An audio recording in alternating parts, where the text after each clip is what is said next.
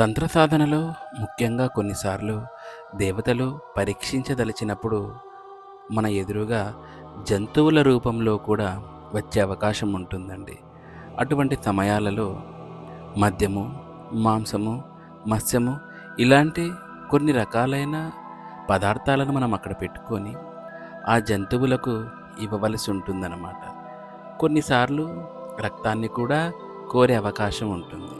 ఇదంతా కూడాను పరీక్షలో ఒక భాగమే. సాధకుడు నిజంగా ఆ సమయంలో భయపడ్డాడనుకోండి, ఆ సాధన అంతా కూడా వేస్ట్ అయిపోతుందన్నమాట.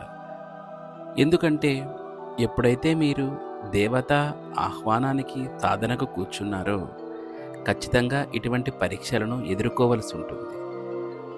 చాలా డీప్ తంత్ర అనేది అద్భుతమైన ప్రక్రియ అండి. నిజంగా వాటికి భయం అనేది ఉండకూడదు సాధకునికి.